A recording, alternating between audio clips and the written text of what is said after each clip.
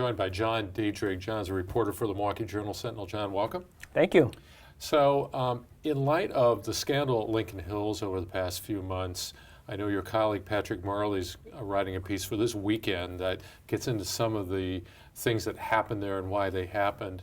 But you're also working on a piece on best practices. First, Marley's piece. What can we expect to see there? Well, what we've got is really a year of investigation that's been going on since this raid happened in December. People will recall that there were abuses really percolating there for years, and it really came to a head about a year ago.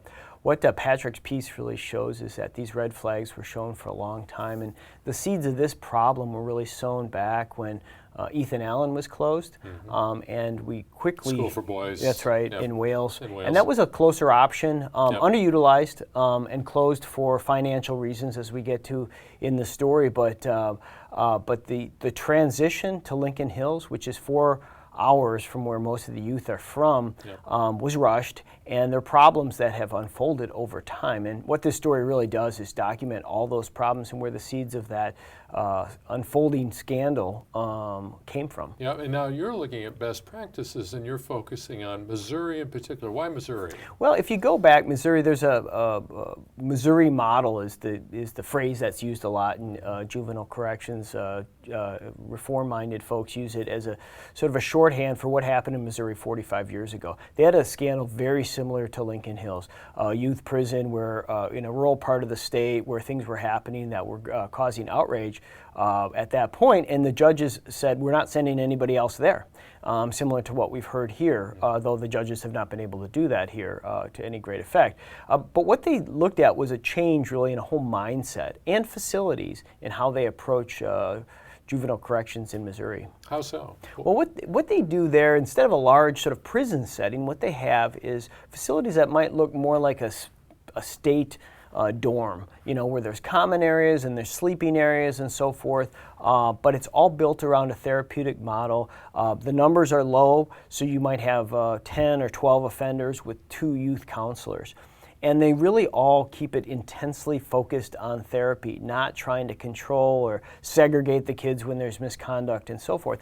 And what these folks tell me is that, and I should say that there are different levels of this, but there are secure, locked facilities. Right. But inside they feel much more homey.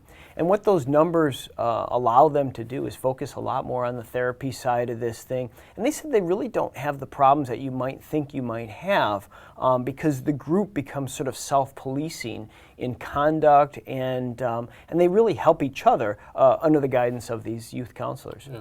How might that look? What could that look like in Wisconsin? I mean, 10 beds isn't nearly enough for the problem that we have. So how could that work? Well, the way it works in Missouri, and it could work here, again, it's going to be costly, but the approach is that even if they have larger facilities, say up to 40 or 50, they break them up into pods within the facility. And we have a proposal here by the governor. It was floated. Governor Walker, about 2 weeks ago, floated the idea of a 36-bed secure facility in Milwaukee County that the state would build and that the county would run. A lot of questions about that facility right now, but looking at the letter that was written by the county executive Abley to the governor, it sounds like they want to approach it in a Missouri-type model. The question becomes, and this is a concern that the police chief and others here in Milwaukee have, is will there be enough beds under that sort of model? 36 beds would not appear to be enough based on the number of Milwaukee youth that are in Lincoln Hills right now. And their concern is that if they are not separated securely, and the chief said, I'm all for this smaller model, therapeutic model, but it has to be secure. And what he is seeing and his officers are seeing is repeat offenders, particularly committing carjackings. He feels like the system is not doing a good enough job, and he's concerned that some of these reforms might exacerbate that problem. All right. John Diedrich, thanks so much. We'll look for your report coming this week, and as well as Patrick Marley's report on what happened at Lincoln Hills.